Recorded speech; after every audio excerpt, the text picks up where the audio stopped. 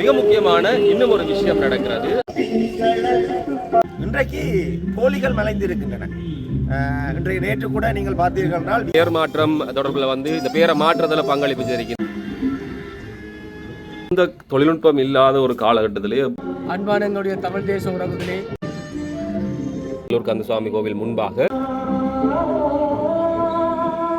21 ஆண்டுகளுக்கு பின்னர் கிட்டண்ணாவுடைய நாமந்தாங்கி இந்த கிட்டுப்பொங்கலே தொங்கு பாலத்துல ஒரு பக்கம் இங்கதான் இருக்கும், மற்ற பக்கம் இதுல போர்த்துகீசருக்கு பிறகு இலங்கை தீவிலே யாழ்ப்பாணத்தை ஒரு தமிழ் நிர்வாகத்தை இங்க எவ்வளவு ஒரு பெரிய தேச கட்டுமானம் இருந்துன்றதுக்கு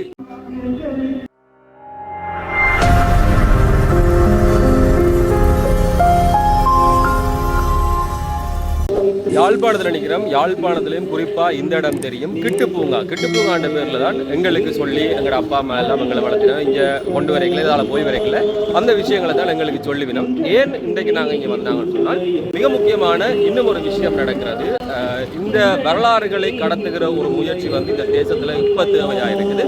அந்த அடிப்படையில 33ஆம் ஆண்டினுடைய நினைவு நாள் கடல்ல காவியமாகிறக்கூடிய அவர் எல்லாரையும் நினைவு கூறக்கூடிய ஒரு விஷயம் இங்க நடக்குது. ஏன் இது நடக்க வேண்டிய தேவை இருக்கின்ற பெரிய கேள்வி இருக்குது. அதுக்கு மேல் இதை பாருங்க, இந்த முன்புற பகுதியை பல்வேறுபட்ட மஞ்சள் சிவப்பு கொடிகளால் அலங்கரிக்கப்பட்டிருக்குது. வெவ்வேறுபட்ட நிகழ்வுகளை இந்த இடத்துல பார்த்திருப்போம். இது மாநகர சபையினுடைய ஆளுகைக்குள்ள வர்றது. அவைய பேரை சங்கிலியன் பூங்காண்டு போட்டிருக்கு. நான் நினைக்கிறேன் 2010க்கு பிறகு இந்த மாநகர ஆட்சிக்கு வந்துடக்கூடிய தரப்புகள் இந்த பெயர் மாற்றம் தொடர்பில் இந்த பெயரை மாற்றத்தில் பங்களிப்பு செய்திருக்கிறோம். ஆனால் உண்மையிலேயே அது பேரை மாற்றினாலும் எல்லாருக்குமே இது கிட்டுப்பூங்கான்னு தான் தெரியும்.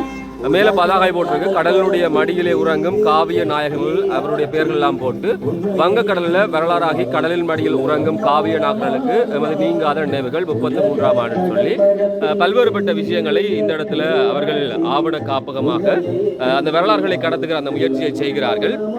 உண்மையில இது தொடர்பில் நிறைய சொல்ல வேண்டியிருக்கிறேன்னு சொன்னால் இது மாநகர சபையுடைய ஆட்சிகள் இந்த பின்னுக்கெல்லாம் பெரிய பெரிய விஷயங்கள் அந்த காலத்தில் இருந்தார்கள். உங்களுடைய ஞாபகங்களை சொல்லுங்க, எப்படி இந்த பூங்கா இருந்ததுன்னு சொல்லி பாருங்க. இந்த பூங்கா இப்ப இருக்கக்கூடிய நிலைமைக்கும் அப்ப நீங்க பார்க்கக்கூடிய நிலைமைக்கும் இடையிலான வித்தியாசத்தை உங்களுக்கு மிக தெளிவாக புரிஞ்சு கொள்ளக்கூடியதா இருக்கும்.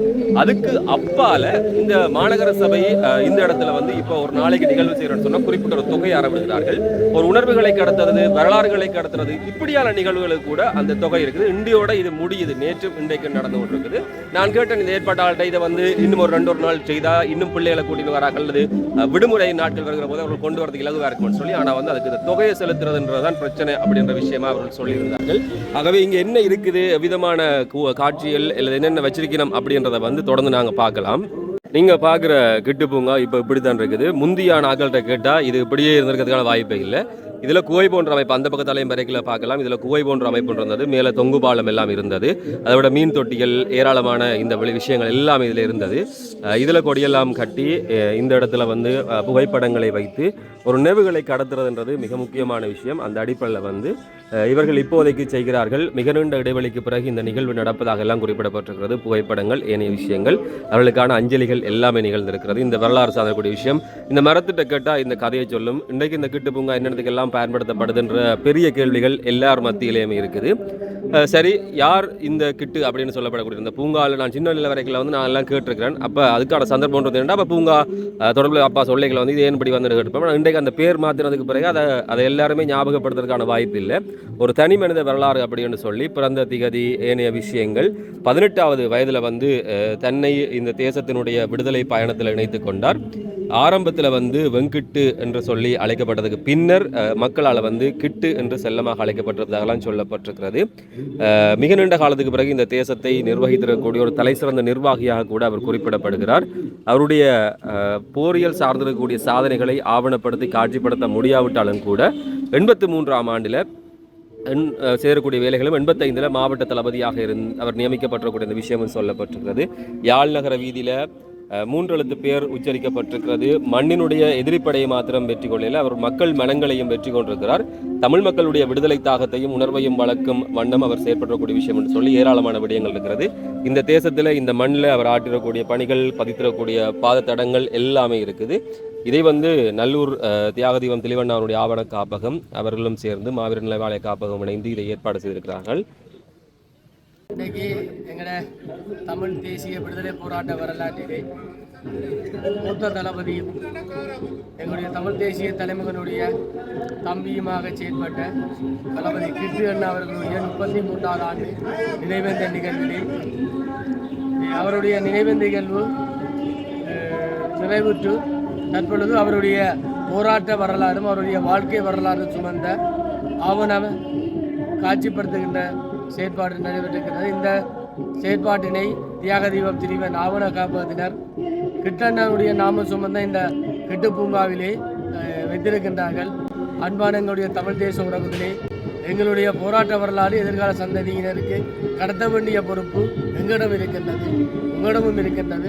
அந்த வகையிலே நீங்கள் அனைவரும் இந்த கிட்டு பூங்காக்கு வருகை தந்து எங்களுடைய விடுதலை போராட்ட வரலாற்றிலே தளபதி கிட்டண்ணானுடைய வரலாற்று தரங்கள் எவ்வாறு அமைந்தது என்பதனை நீங்கள் அந்த வரலாற்று பதாதைகள் மூலம் அறிந்து கொள்ளலாம். உங்களுடைய பிள்ளைகளுக்கு எங்களுடைய வரலாற்று தொகுப்பிலே கடத்தலாம்.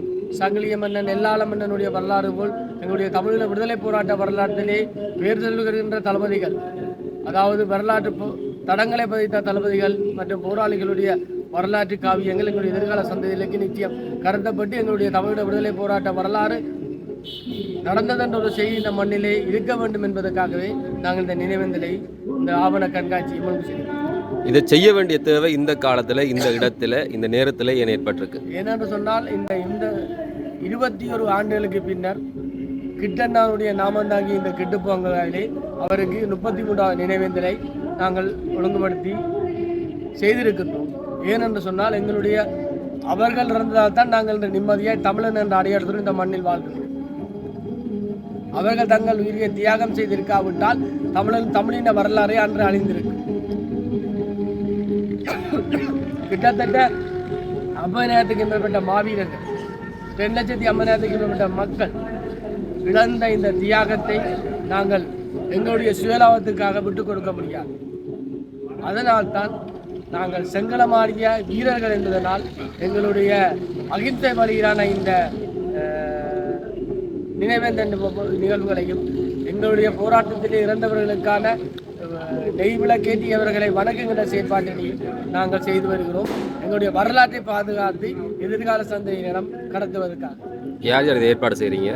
போராளிகள் நலம்புரி சங்கமும் தியாக தீபம் திரிவன் ஆவண காப்பகம். அதில் ஒரு வரலாற்று ஒரு படம் போட்டுனாங்க. அதில் ஒரு அண்ணா முதல் வீரச்சாவு அடைஞ்சிருக்கிறார் என்று அறிவிக்கப்பட்டது எங்களால். பிற்பாடு அவர் வீரச்சாவு இல்லை என்று அவர் தொடர்பான ஆக்கள் சொல்லிக்கிறார்.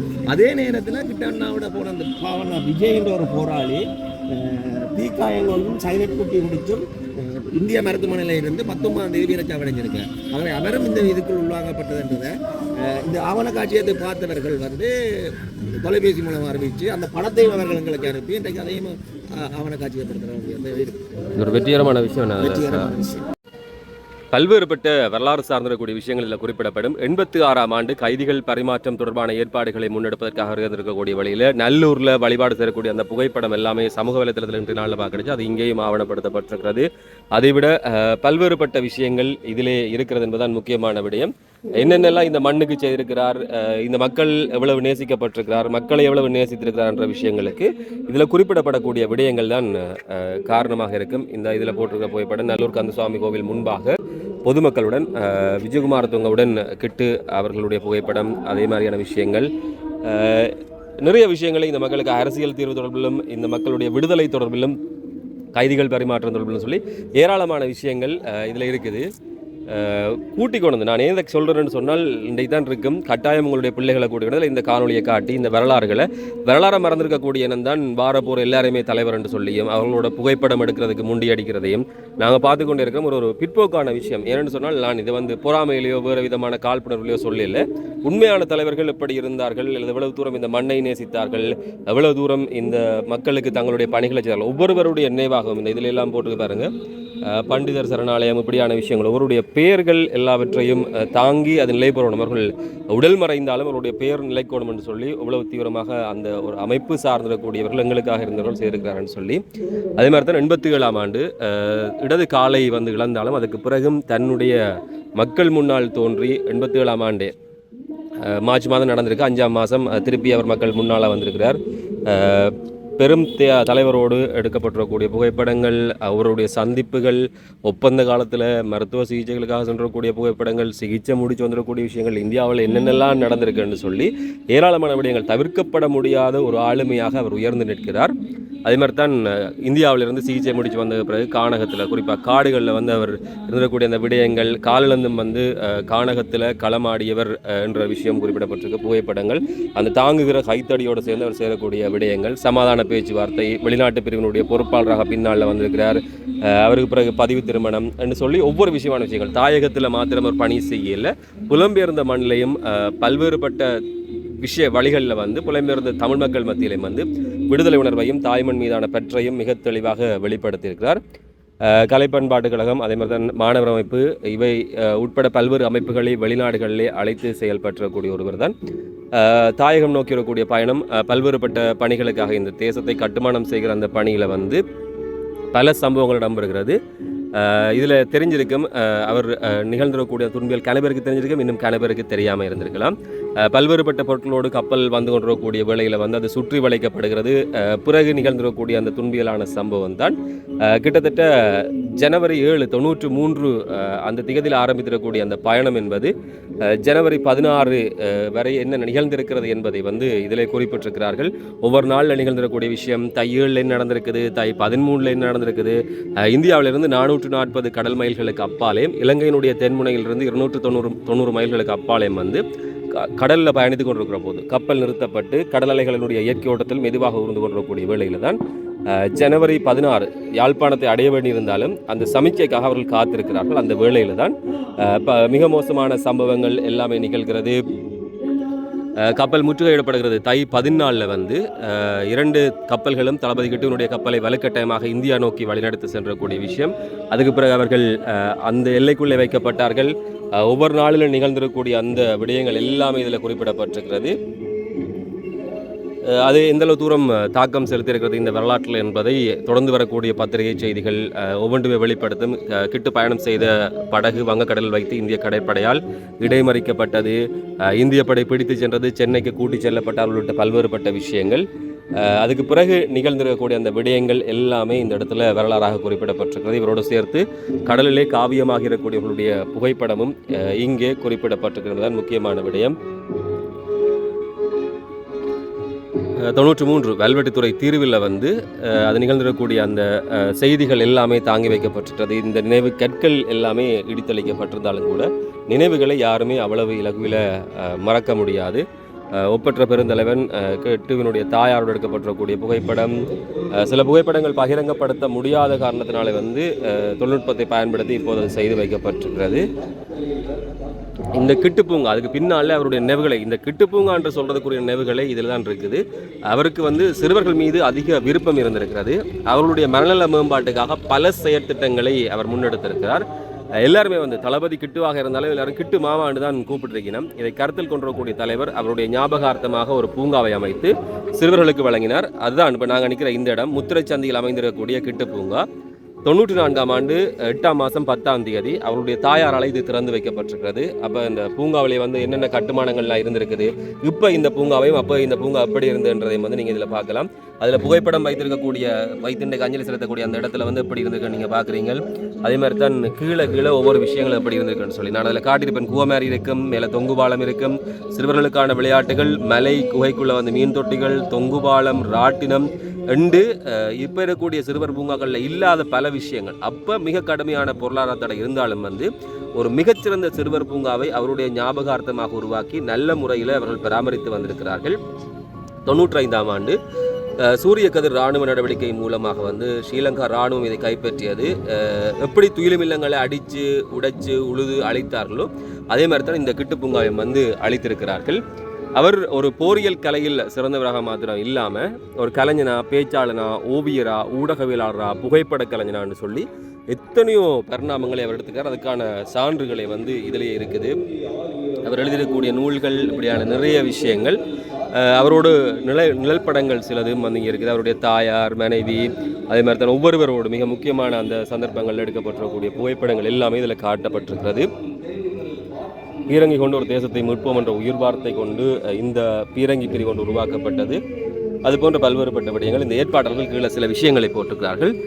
எங்களுடைய இனத்தின் தன்னிகரற்ற வரலாறுகளையும் வீரமரங்களுடைய வாழ்வியலையும் இளைய தலைமுறைக்கு கொண்டு செல்கிற நோக்கோடு ஆவணப்படுத்தி உலகறிய செய்கிற பணியிலே 3வது வரலாற்று பணியாக கிட்டு ஒரு மனித வரலாறு என்ற துணைப்பொருளோடு அவருடைய வாழ்வியலை ஆவணப்படுத்தி வெளியிடுவதில் நல்லூர் தியாகதீபம் ஆவண காட்சியகத்திலாகிய நாங்கள் பெருமை கொள்கிறோம். எனவே தியாகதீபம் அவர்களுடைய வாழ்வியலையும் தாய்மண்ணுக்காக வித்தாகி போன வீரமர்களுடைய நினைவாலயத்தையும் ஆவணப்படுத்தியதன் வரிசையில் இன்று கிட்டண்ணாவினுடைய வாழ்வியலையும் ஆவணப்படுத்தி இருக்கிறோம். வீரம் சரிந்த இந்த வாழ்வியலில் பல விடயங்கள் இங்கு சொல்ல முடியவில்லை என்பது உண்மை. ஆனால் இங்கு சொன்னவை அனைத்தும் உண்மை. காலம் எம்மது சுமத்தி இருக்கிற பெரும் பொறுப்பை ஏற்று காலத்தினுடைய தேவை அறிந்து எங்களுடைய ஆவணப்படுத்தல் பணிகள் தொடரும். இதன் மூலமாக தமிழ் இனத்தினுடைய தேசியத்தின் ஆழ்மனதின் ஆழமான வடுவாக பதிந்த வரலாற்று காயம் காலங்காலமாக அழியாது கடத்தப்படும் அப்படின்ற விடயம் இதில் குறிப்பிடப்பட்டிருக்கிறது. பாருங்க, இது பூராகவே இப்படி ஒரு காட்சி கூடம் ஒன்று தான் ஏற்பாடு செய்து வைக்கப்பட்டிருக்கிறது. மிக நீண்ட காலத்துக்கு பிறகு இப்படியான ஒரு விஷயம் இந்த பாருங்க, சின்ன பிள்ளைகளை கூட்டிக் கொண்டு வர்ற அந்த விடயத்தை நாங்கள் பார்க்குறோம். அவையை கூட்டிக் கொண்டு வந்து யார் இவர், அப்போ எப்படி இருந்தது என்ற விஷயங்கள் எல்லாவற்றையும் சொல்லிக் கொடுப்பதன் மூலமாகத்தான் இந்த கண்காட்சி அல்லது இந்த அவர்கள் ஏற்பாடு செய்யக்கூடிய அவர்களுடைய அந்த இலக்கு என்பது உண்மையிலேயே வெற்றியடையும். உண்மையில் எப்படியான முயற்சிகள் நான் ஒவ்வொரு இடத்துலையும் பாய்களை இதை நான் சொல்கிறேன். நான் அடிக்கடி என்னென்னு சொன்னால் இதுதான் உண்மையில் இந்த காலத்துக்கு தேவையாக இருக்கக்கூடிய ஒரு விஷயம். அப்போ நட்டுறக்கூடிய அந்த மரங்கள்லாம் மிகப்பெரிய மரங்களாக இருக்கிற நிறைய மரங்கள் அந்த காலகட்டத்தில் எல்லாம் அழிக்கப்பட்டிருந்த என்ற விஷயத்தையும் நான் பார்த்துருந்தேன். நான் எங்களுடைய மூத்த தளபதி கிட்டு அவர்களுடைய வரலாற்றினை ஆவண காட்சியமாக நாங்கள் வெளியிட்டிருக்கின்றோம். நான் நினைக்கின்றேன் இது தியாகதீபம் திலீபன் ஆவண காட்சியகத்தினுடைய 3வது முயற்சியாகும். ஏற்கனவே 25,000க்கு மேற்பட்ட மாவீரர்களுடைய பேர் விவரங்களை நாங்கள் நல்லூரிலே காட்சிப்படுத்தி இருந்தோம். அதற்கு பிற்பாடு தியாகதீபம் திலீபன் அண்ணாவினுடைய வாழ்க்கை வரலாற்றினை நாங்கள் ஆவணமாக கடந்த சில வருடங்களாக காட்சிப்படுத்தியிருக்கின்ற நிலையிலே ஒரு போர்த்துகீசருக்கு பிறகு இலங்கை தீவிலே யாழ்ப்பாணத்தை ஒரு தமிழ் நிர்வாகத்தை ஏற்படுத்தி கொடுத்த தமிழ் தளபதி கிட்டு அவர்களுடைய வாழ்க்கை வரலாற்றை எங்களுடைய சமுதாயம் அறிந்திருக்க வேண்டும் என்பதற்காக இந்த கிட்டு அண்ணாவினுடைய வரலாற்றினையும் நாங்கள் காட்சிப்படுத்தி இருக்கின்றோம். உங்களுக்கு தெரியும், சிறுவர்கள் அவரை கிட்டு மாமா என்று அழைக்கின்ற ஒரு வரலாறுகள் இருந்திருக்கின்றது. இன்றைக்கு இங்கு வருகின்றவர்கள் கூட யாருமே கிட்டண்ணா என்று இவருடைய வாழ்க்கை வரலாற்றை பார்க்கவில்லை. கிட்டு மாமாவினுடைய வரலாறு என்றுதான் பார்க்கின்றார். ஏனென்றால் கிட்டண்ணி அவர்கள் அன்றைக்கு ஒரு 25-26 வயது இளைஞராக இருந்த பொழுது இன்றைக்கு இந்த கண்காட்சியை பார்க்கின்றவர்கள் வயது மோட்டர்களுக்கு அன்று அவர் கிட்டு மாமாவாகவே இருந்தார். ஆகவே கிட்டு மாமாவினுடைய கண்காட்சி என்ற அடிப்படையில் தான் இதை பார்வையிட்டு வருகின்றார்கள். இப்படி ஒரு கண்காட்சி ஏற்பாடு செய்ய வேண்டிய தேவை என்ன வந்திருக்குது? இன்றைக்கு கோழிகள் மலைந்திருக்கின்றன. இன்றைய நேற்று கூட நீங்கள் பார்த்தீர்கள் என்றால் வீதியிலே ஒரு சாதாரணமாக ஒருவர் நடந்து சென்றால் கூட அதை மிகப்பெரிய ஒரு மிகைப்படுத்தலுடன் ஒரு பெரிய மக்கள் நாயகன் என்று கூறுகின்ற அளவுக்கு இன்றைக்கு பல விடயங்கள் நடந்தேறிக் கொண்டிருக்கின்றன. ஆனால் இந்த சமுதாயத்திற்கு நாங்கள் ஒன்றை காட்ட வேண்டும்.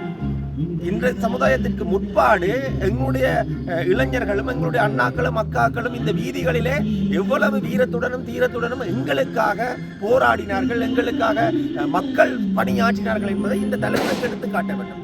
இன்றைக்கு இருக்கின்ற ஒரு சிலரை பார்த்து கொண்டு இவர்கள் தான் எங்களுடைய வழிகாட்டிகள், இவர்கள் தான் எங்களுடைய முன்னோர்களுடைய வழித்தடங்களை பெற்றி வருகின்றார்கள் என்று எங்களுடைய எளிய சமுதாயம் போகக்கூடாது. அது எங்களுக்கான இந்த இடத்தினை பெற்று தந்த அக்காக்களுக்கும் அண்ணாக்களுக்கும் நாங்கள் செய்கின்ற ஒரு வரலாற்று துரோகம். ஆகவே ஒரு வரலாற்றை நாங்கள் கடத்த வேண்டும் என்று சொன்னால் வெறுமன பேச்சுக்கள் மூலம் அந்த வரலாற்றை கடத்த முடியாது. ஆவணப்படுத்தி ஆவணங்கள் மூலம்தான் அந்த வரலாற்றை அடுத்த தலைமுறையினர் இப்படித்தான் இருந்தது என்று கையளிக்கின்ற பொழுதுதான் அவர்களுக்கு ஒரு நம்பிக்கை வரும். இங்கு மிகைப்படுத்தல் எதுவும் இல்லாமல் நடந்தவற்றை அவ்வாறே எங்களுக்கு சொல்லித் தருகின்றார்கள் என்கின்ற ஒரு வரலாறு இருக்கும். அந்த வரலாறுக்காகத்தான் நாங்கள் இதனை செய்து வருகின்றோம். நீங்கள் ஒரு ஏற்பாடு செய்ய ஒரு நேவோட ஏற்பாடு செய்திருப்பீங்க, அந்த எண்ணம் நிறைவேறி இருக்குதா?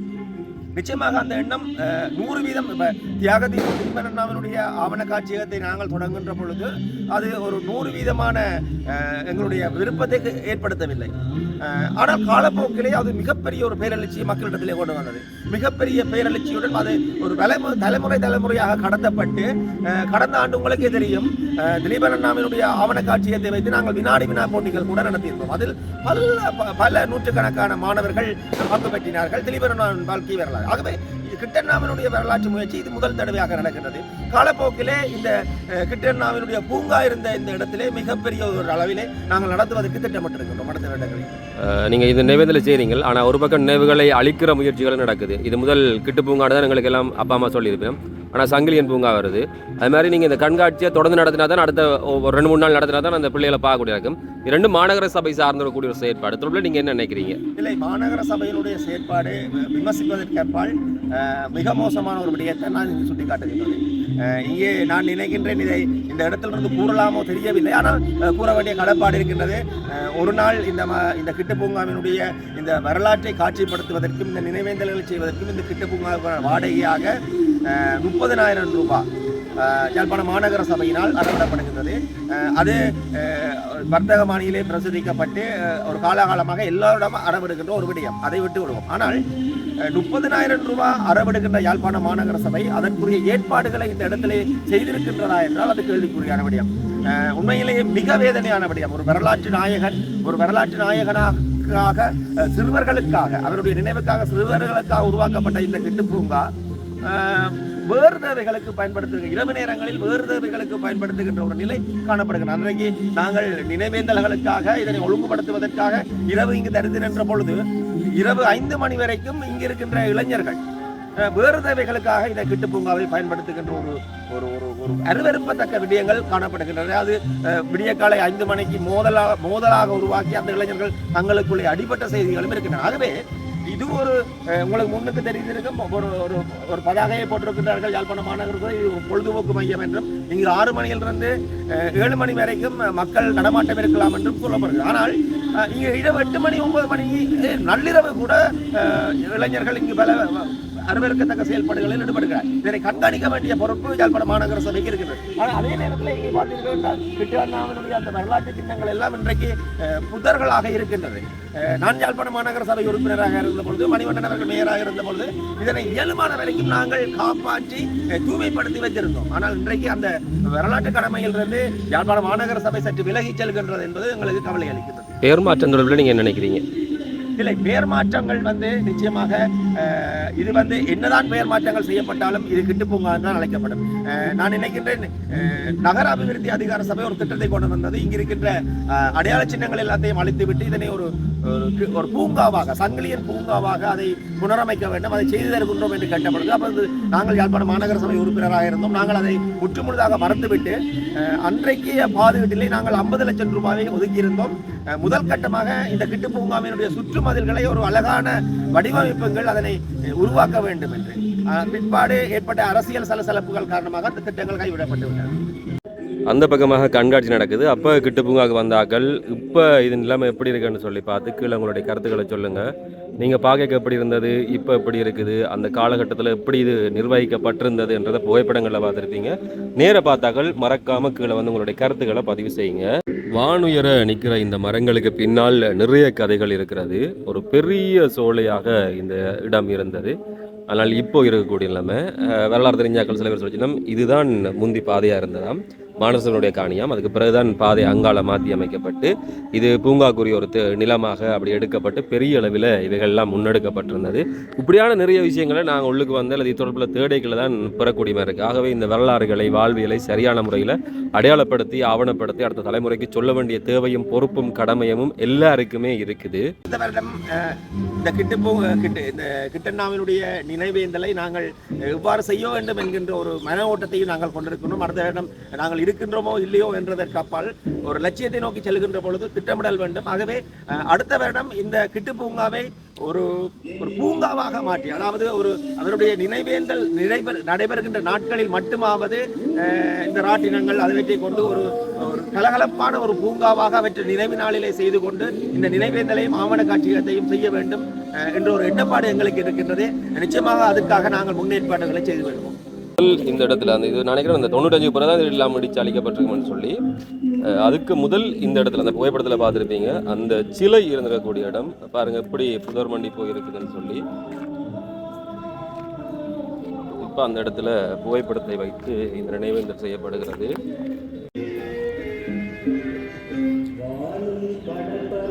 வெறுமையாக நடக்குது. இராணுவத்தினுடைய செயற்பாடு காரணமாக எல்லாம் ஊருக்கு அவருடைய கட்டுப்பாட்டுக்கு வந்த அப்புறம் இதெல்லாம் சிதைச்சவை. இதே மாதிரி தான் எல்லா துயிலும் இல்லங்களும் சிதைக்கப்பட்டிருக்கக்கூடிய வரலாறு இந்த தேசத்தில் மிக மோசமான ஒரு விஷயம். ஒரு தேச கட்டுமானம்ன்றது சாதாரண ஒரு விஷயம் இல்லை. பல்வேறுபட்ட இலக்குகளோடு ஒரு சின்ன பிள்ளைகள் மீது அவர் வைத்திருக்கக்கூடிய பிரியத்தினால் உருவாக்கப்பட்டிருக்கக்கூடிய பூங்காவினுடைய நிலை தான் பேரை இழந்திருக்கிறது, அதன் பொலிவை இழந்திருக்கிறது. பாருங்க, அப்போ தொழில்நுட்பம் இல்லாத காலத்திலேயே குகை மாதிரியான அமைப்பு, அதுக்குள்ள மீன் தொட்டிகள், அது இப்போயுமே சிதைவடைஞ்சு, ஆனால் இனிமேல் இடியில் புதர் மண்டி போயிருக்குது. சரியான முறையில் பயன்படுத்தினா இப்போவும் பயன்பாட்டுக்கு உகந்த ஒரு இடமாக இது இருந்திருக்கும். பொறுப்பில் இருக்கக்கூடியாக்கள் சம்பந்தப்பட்ட தரப்புகள் தான் இதுக்கு வெளிச்சம். இரும்பு தண்டவாளங்கள் மூலமாக அமைக்கப்பட்டிருக்கிறது. இப்போ பாருங்க உங்களுக்கு எப்படி இருக்குன்னு சொல்லி. இதே மாதிரி குட்டி குட்டி பெட்டியாக உள்ளுக்கு இருக்குமா, அதுக்குள்ள எல்லாமே மீன் தொட்டி வச்சு மீன்கள் எல்லாமே வச்சு இந்த பாதை வழியே ஆனால் இப்போ உள்ளுக்கு போனால் நடக்கும்னு தெரியாது. யோசிச்சு பாருங்க எல்லாமே. அந்த தொழில்நுட்பம் இல்லாத ஒரு காலகட்டத்திலே எப்படி மிக நேர்த்தியாக பெருமதியாக இந்த வேலை செய்யப்பட்டிருக்குன்னு சொல்லி இதில் தெரியும். இதுக்கால போய் மற்ற பக்கத்தில் வெளில வரலாம், ஆனால் நீண்ட காலம் இது பராமரிப்பு எல்லாம் இருக்கிறபடியா போகிறது அவ்வளோ உகந்த எனக்கு தெரியலை. தொங்கு பாலத்தில் ஒரு பக்கம் இங்கே தான் இருக்கும், மற்ற பக்கம் இதில் இருந்து அந்த மரத்துக்கு இருந்ததெல்லாம் சொல்லப்படுது. இன்றைக்கு தொங்கு பாலத்துக்கு கட்டிடக்கூடிய அந்த தண்டவாள கம்பியும் மரமும் இருக்குது, ஆனால் தொங்கு பாலம் இல்லை. இந்த காலத்தில் இருந்தார்கள். இதுக்கு முன்னாலேயே எப்படி போன்ற ஒரு அமைப்பு இருக்குது. இது என்ன, அதே மாதிரி தான் இதுலேயும் ஒரு அமைப்பு இருக்குது. இதுவும் என்னென்னு தெரியல. அதில் புகைப்படத்துலையும் பார்த்தேன்னு காணையில் எனக்கும் அவ்வளோ தூரம் வரலாறு தெரியாது. தெரிஞ்சாக்கள் சில கருத்துக்களை சொன்னீங்கன்னு சொன்னால் அது அடுத்தடுத்த தலைமுறை செய்திகளை பெற்றுக்கொள்வதற்கு, தகவல்களை பெற்றுக்கொள்வதற்கு பொருத்தமாக இருக்கும். இங்கே எவ்வளோ ஒரு பெரிய தேச கட்டுமானம் இருந்துன்றதுக்கு இதுதான் மிகச்சிறந்த உதாரணம். இதை விட வேறு எதுவுமே சொல்ல முடியாது. இது தொடர்பிலான ஆவணங்கள், ஏனைய விஷயங்கள், இப்படி ஆவணப்படுத்தக்கூடிய விடயங்கள், இந்த வரலாறுகள் சார்ந்திருக்கக்கூடிய விஷயங்கள் உங்கள்கிட்ட இருந்தால் இந்த ஆவணப்படுத்தல் செய்யக்கூடிய பாத்தி எண்ணியோ இல்லை இந்த பிரிவினரையோ நீங்கள் தொடர்பு கொண்டால் உண்மையில் அவர்கள் சரியான முறையில் சொல்லி கொண்டு போகினோம், செய்து கொண்டு போகினோம், உண்மையாகவே செய்யணும், சொல்லினோம். ஆகவே அவர்களில் கொடுங்க, தேவைப்படக்கூடிய தொடர்பில் வேணும்னு சொன்னால் கேளுங்க, தரலாம். அப்படி இருந்தால் எங்கள்கிட்ட மட்டும் இருக்கிறத விட எல்லார்டையும் இருந்தால் அந்த தகவலை எல்லாருமே பெறுறது இலகுவாக இருக்கும். இந்த ஒரு நினைவேந்தல் சார்ந்திருக்கக்கூடிய விஷயத்தை இந்த காணொலியில் பதிவு செய்கிறேன். காணொலி தொடர்பில் ஏற்பாடு செய்யப்பட்டிருக்கக்கூடிய விதம் தொடர்பில் இருக்கக்கூடிய விஷயங்கள் தொடர்பில் சொல்லுங்கள். உங்களுடைய பிள்ளைகளை கொண்டு வந்து காட்டுங்க. காட்ட முடியாத இந்த காணொலியை காட்டி இந்த வரலாறு சொல்லுங்கள். எல்லாத்தையும் அடுத்த முறை நடக்கைகள் கட்டாயம் கூட்டி கொண்டு காட்டுங்க. இந்த காணொலி தொடர்பில் மறக்காம உங்களுடைய கருத்துக்களை பதிவு செய்யணும்.